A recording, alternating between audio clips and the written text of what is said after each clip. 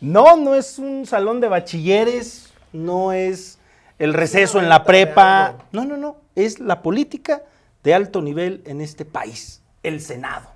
El licenciado Jorge Chezal con nosotros esta mañana. ¿Esa es la política de alto nivel, licenciado? Hombre, de nivel, ¿no? De alto nivel, ¿no? Tú dices que no es un colegio de bachillerato, ¿no? A mí me parece más una primaria. ¿De primaria? De primaria. No, ni de totalmente. primaria. No, bueno, pues siempre hay bravucones como Gerardo Fernández Noroña. Oigan, y las ¿alguna? desordenadas que agarran a tu vaso. Sí, no. Según dicen, ¿eh? Se estaban peleando porque quería o la oposición que se votara con una mampara del INE, de esas de cuando vamos a votar, porque ya ni siquiera confían en las votaciones del tablero. Ya ve que luego aparecen nombres de gente que ni estaba, andaban viendo la Serie Mundial. Y ahí aparece su nombre. Apareció su voto. Sí, ahí apareció su voto. Entonces dijeron, ¿por qué no votamos por mampara y que se haga democrático? Y bueno, eso, y yo les decía que era digno de ver esto, porque fue así como se decidió que Rosario Piedra fuera la reelegida por la Comisión Nacional de los Derechos Humanos. ¿Qué comentario le merece con todo esto que se detonó? Fíjate que a mí lo interesante no es la forma como lo hayan hecho, digo, porque yo creo que este escándalo y otros más y cosas raras vamos a ver ahí en las sesiones. Yo me acuerdo cuando, fíjate que te iba a decir que fue Gerardo Fernández Noroña, pero no, yo creo que fue Félix Salgado Macedonio, el que entró a caballo a la Cámara de Diputados en algún momento. No creo que haya sido Fernández Noroña porque pues, él es demasiado fifí para montar un caballo. Entonces, yo creo que fue Félix Salgado Macedonio. Y ellos llegaron a meter un caballo a la sala de prensa. Pero fíjate, el tema de Rosario Ibarra, la parte que me parece muy rescatable, es que siguieron plenamente la línea que les fue marcada por parte del señor López. Es decir, hicieron caso de lo que... Bueno, es que de otra manera yo no puedo encontrar la explicación por la que Claudia Sheinbaum en su entrevista dice que está enterada de que ganó Rosario Ibarra y no la manda a felicitar, no le hay felicitación de su parte. Exacto, no la comenta en lo absoluto, lo cual pone de manifiesto lo que hemos dicho en este espacio varias veces. El poder legislativo es un poder morenista, pero no es el morenismo de Claudia Sheinbaum. Ese poder legislativo, y con el rufián de Adán Augusto que vimos ahí en pantalla, pues es como se está controlando desde un rancho lejano, si es que está en el rancho, la decisión del poder legislativo. Los mensajes desde la quinta que no podemos decir porque es horario familiar. Exactamente. Ahí en Palenque, Chiapas. Exactamente, eso es lo que yo creo, y que yo creo que además lo vamos a ver aparecer pronto, porque yo creo es que yo creo que ahora con el tema que vendrá del triunfo de Donald Trump, lo difícil que se está poniendo el entorno para México, el hecho de que va a haber funcionarios del gabinete de Donald Trump que fueron muy claros en contra de López Obrador, y que el embajador Ken Salazar poco podía haber dicho más de lo que dijo ayer, demostrando la opinión de los Estados Unidos respecto de López Obrador. Yo creo que no va a tardar en aparecer para querer marcar los lineamientos de cómo debe darse la relación internacional. Mire, vamos a escuchar la respuesta de la presidenta Sheinbaum, porque no la felicitó ni en el comienzo ni en la mitad de la mañanera. Fue ya raspando el final, ya casi nos vamos, y le preguntaron, oiga, ¿y Rosario Piedra qué? Y esto responde. Vamos a cerrar. Es una decisión del Senado, la que se tomó ayer, y pues hasta ahí. Pues hasta ahí. Hasta ahí, exactamente. Entonces, a mí me queda muy claro que hay un tema ahí. Y me queda muy claro también que hay otros signos, ¿no? El tema de la Secretaría de Omar García Harfuch, me parece que también es un deslinde que está mandando, aquí sí Claudia, porque la iniciativa es de Claudia. Sí, claro. Aquí sí Claudia, respecto de López Obrador.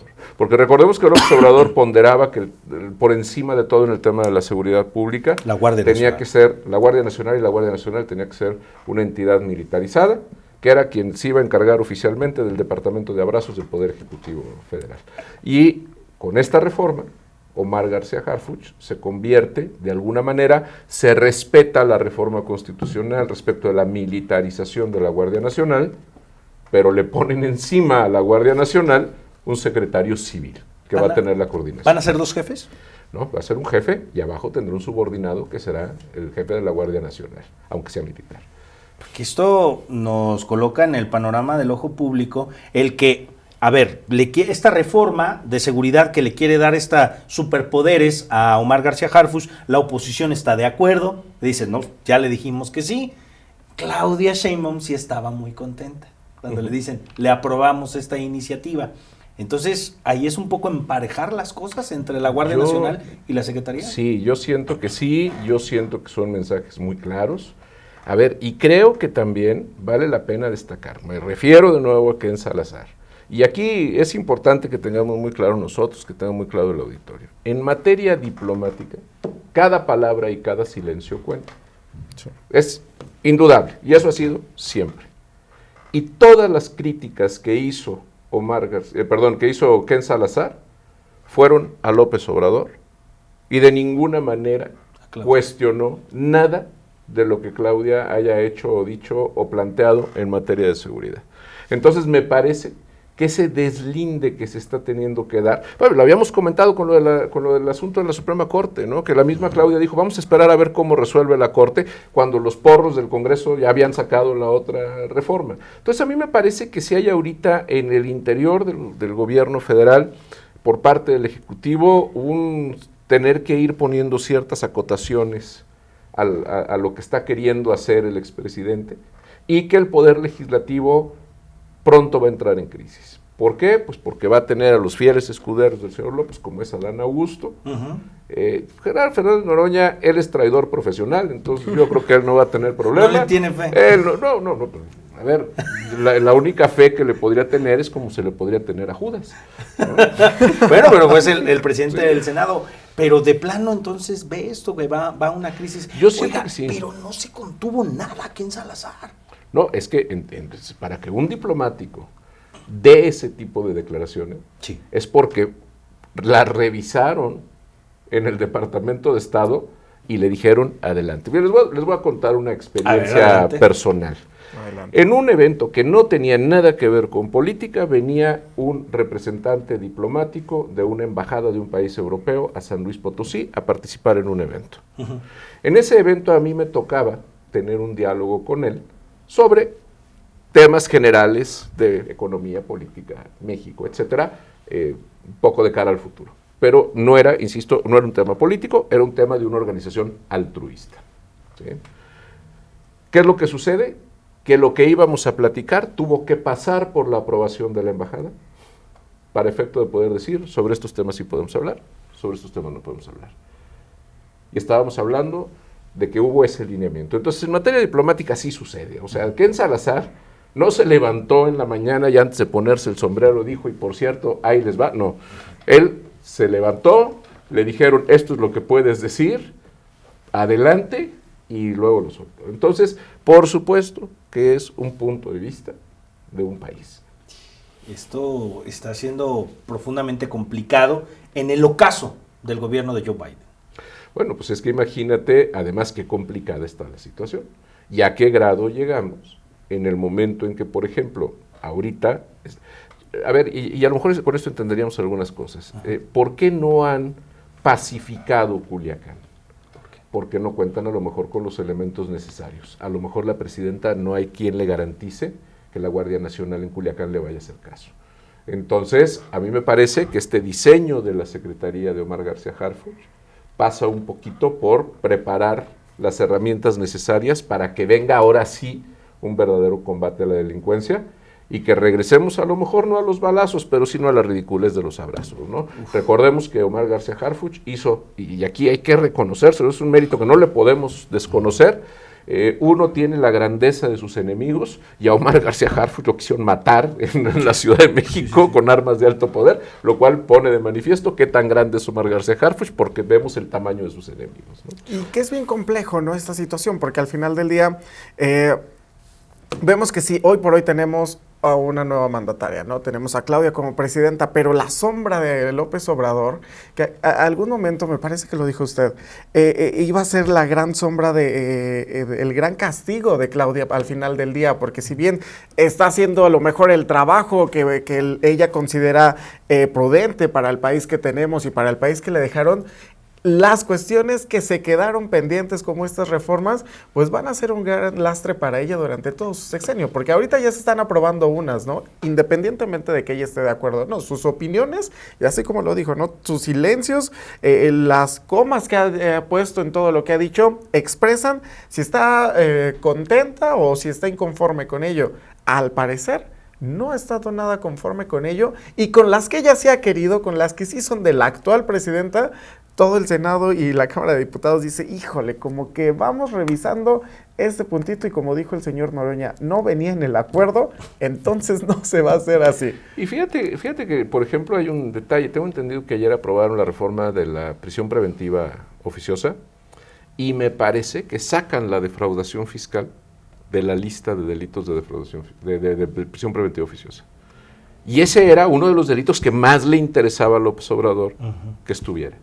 Y el hecho de que lo saquen, me parece que es también una señal, ¿no? En tan solo un mes, licenciado, en tan solo un mes dejaron de, es que no quiero decir si obedecer o no, pero de seguirle la línea a Claudia.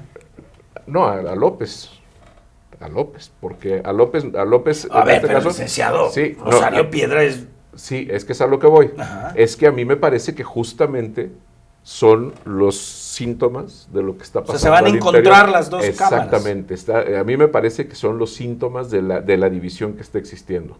Es decir, hay un grupo que ya le está dejando de ser fiel a López, y hay otro grupo que le es fiel. Y que evidentemente sacar la prisión preventiva oficiosa del catálogo, de ese catálogo, la defraudación fiscal. Por otro lado, la elección de Rosario Ibarra. A mí me parece que López Obrador trae más cartas en el Senado Eso. que en la Cámara de Diputados. Es lo que le iba a decir. Entonces, el Congreso de la Unión tendría esta crisis que el Senado, o sea, la 4T en el Senado está con Obrador, con López Obrador, y una fracción en la Cámara de Diputados está con Sheinbaum, ¿no? Y ojo, como evidentemente tienen la mayoría calificada en la Cámara de Diputados, pero esa mayoría calificada está conformada por diferentes fuerzas, como es evidentemente Morena, pero evidentemente también el Verde Ecologista, el Partido del Trabajo. En una de esas, el PRI y el PAN se convierten en la gran ayuda de Claudia, ¿no? Bueno, ya me alcanzó el corte, dejen mira mensajes, seguimos aquí con el licenciado Jorge Chezal. Y estamos de vuelta con el licenciado Jorge Chezal, y hablábamos de cómo, qué palabras dan el estruendo de Ken Salazar. Ayer por la tarde, justamente ayer que fue el cumpleaños del presidente López Obrador, Vaya regalito, Que eso también tiene significado.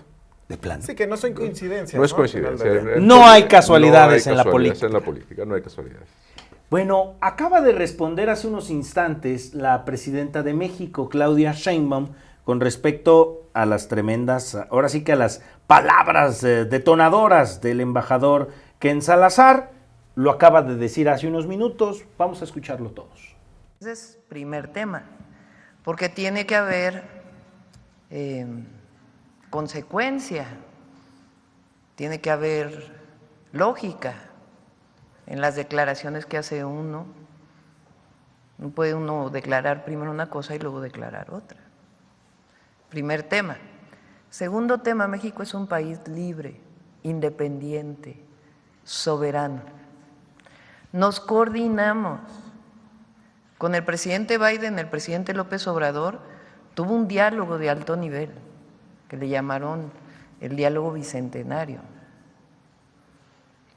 en distintos temas: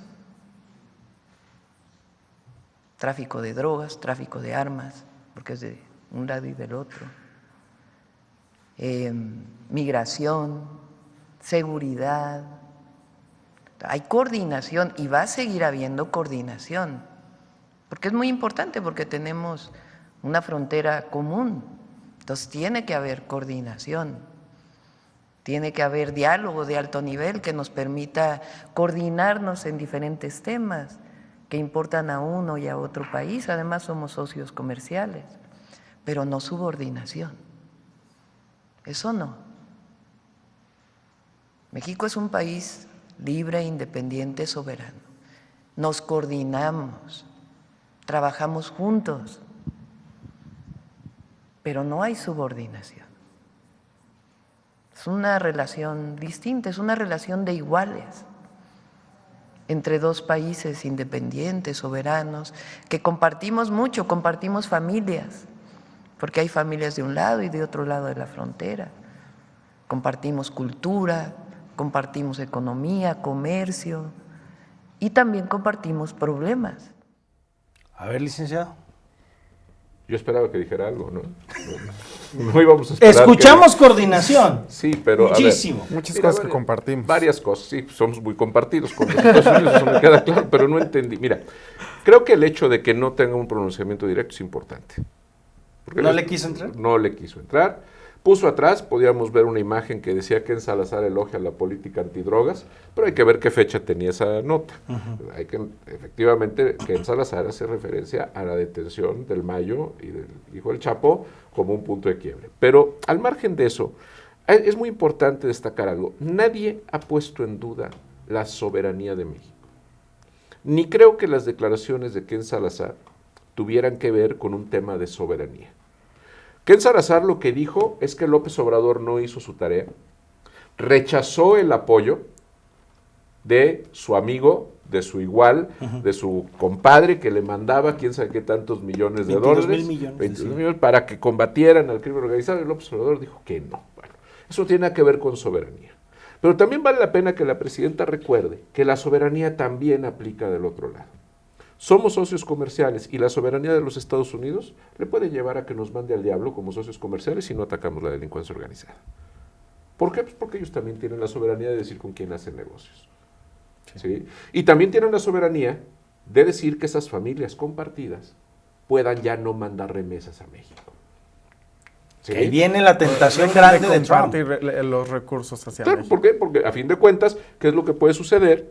Pues simplemente cierran la emisión de remesas. ¿Por qué? Pues porque la familia de allá pues pagará impuestos allá y la familia de acá pagará impuestos acá. Y entonces que no se le olvide a Claudia que en ejercicio de esa soberanía, Estados Unidos puede cerrar las remesas y Estados Unidos puede decir que no hace negocios con nosotros.